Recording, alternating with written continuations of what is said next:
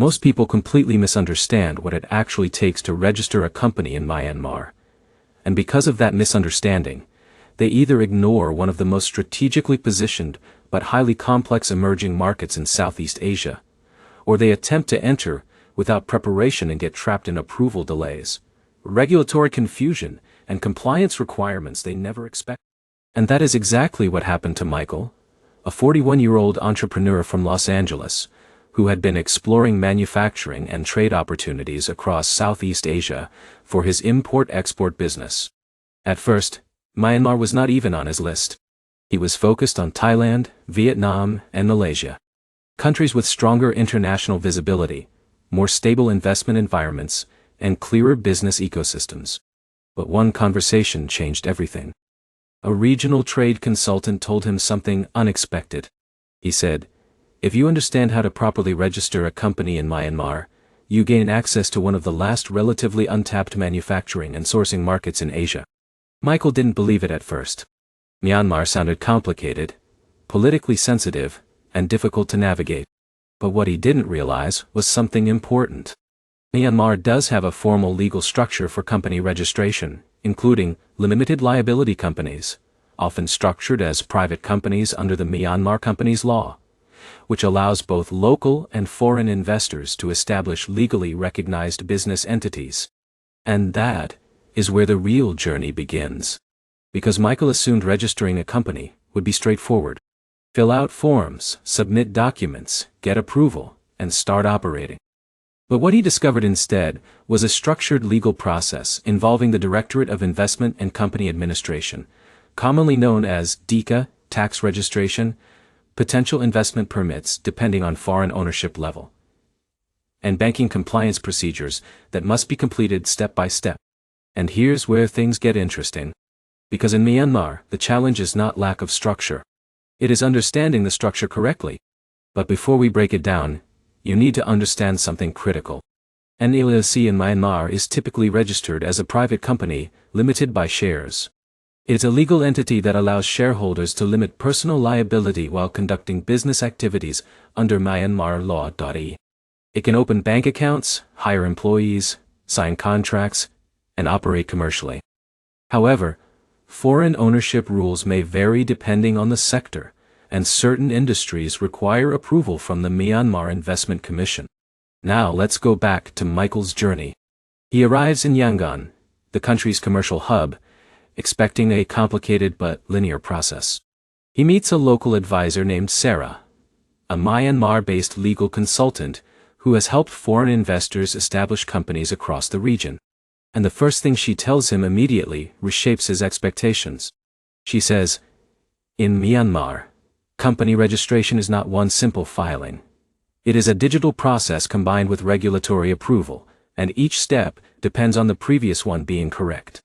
Michael nods, but he doesn't fully understand what that means yet. Because the first step is not paperwork submission. It is classification and structure planning. And here's the problem most people run into immediately.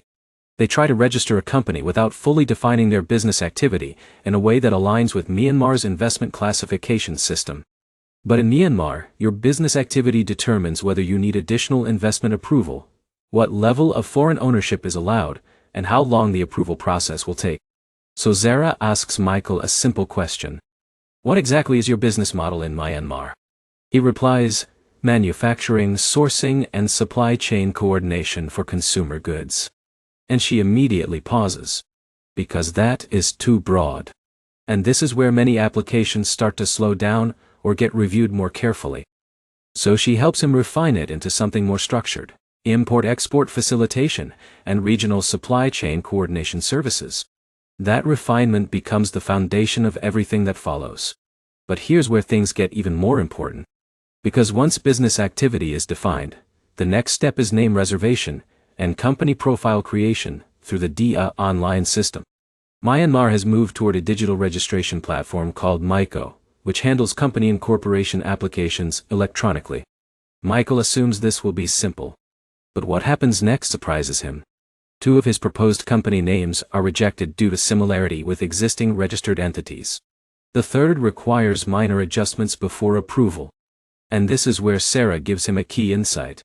She says, in Myanmar, company names are not branding decisions first. They are regulatory identifiers. None.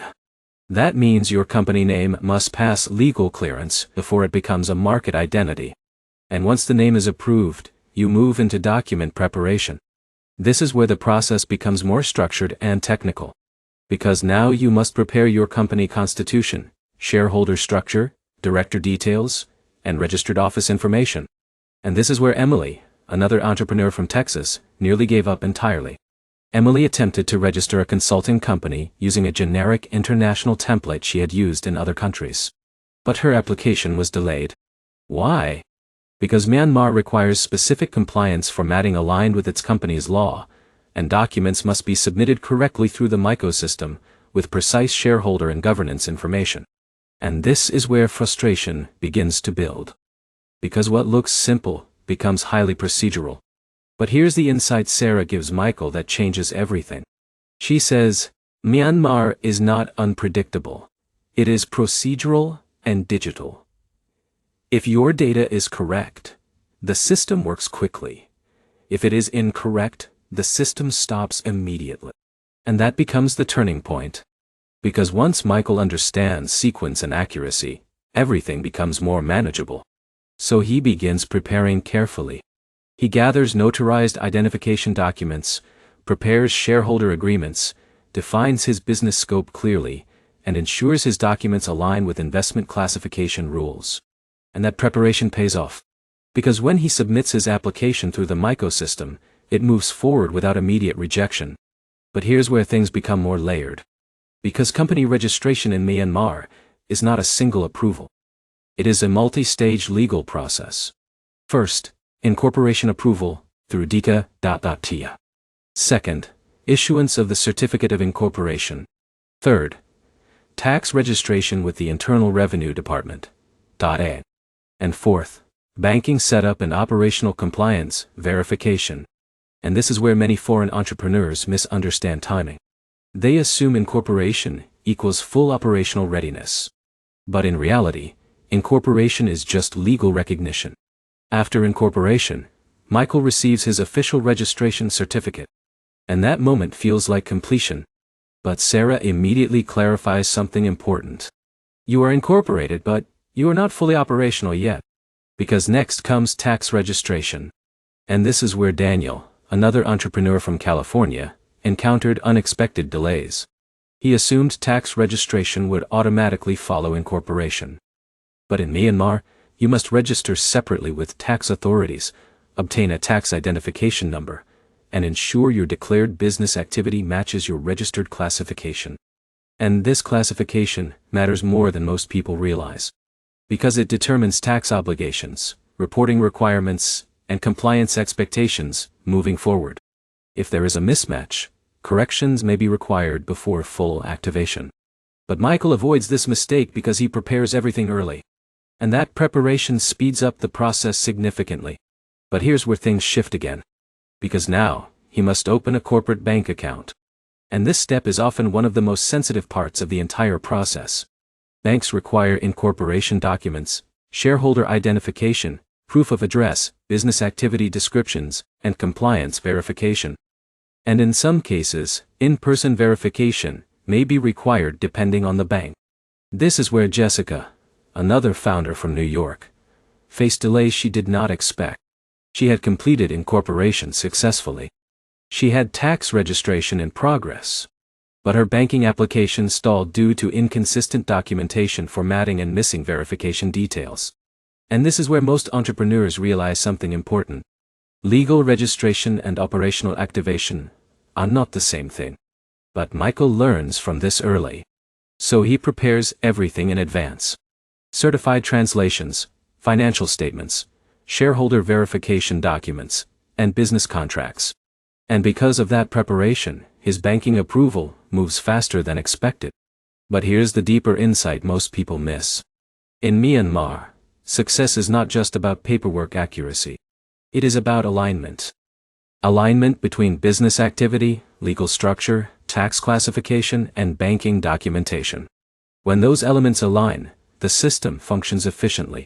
When they do not, delays occur even in a digital system. And that is the real lesson here.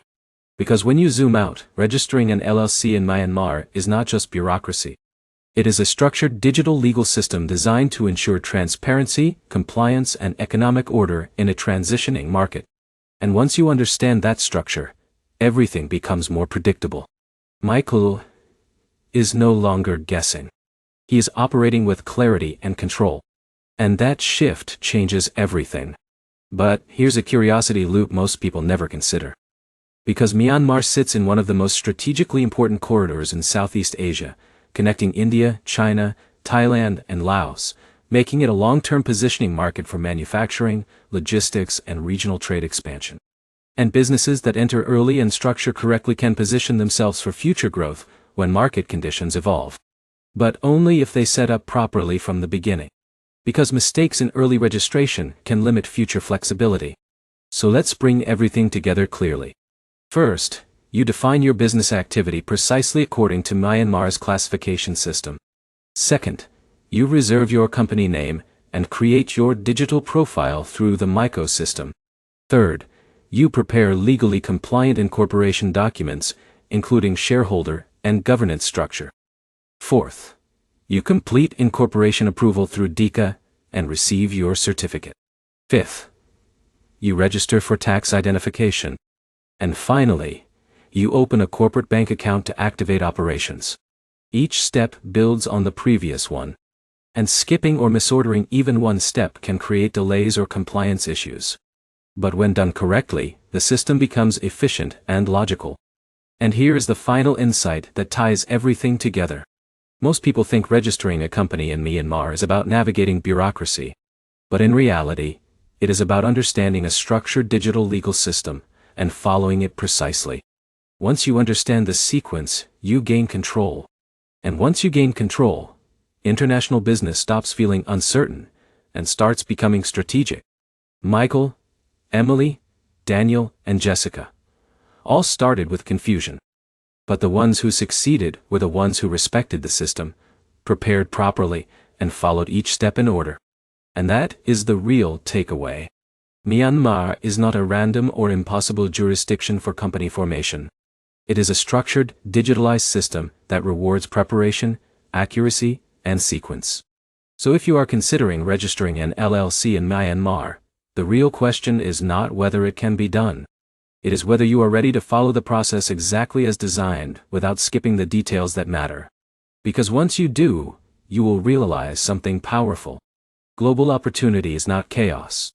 It is structure. And when you understand structure, you can navigate opportunities most people will never even attempt. And if you found this guide helpful and want more deep breakdowns of international company formation and global business strategies, make sure to subscribe to the channel. Because the next guide might completely change how you see global opportunity.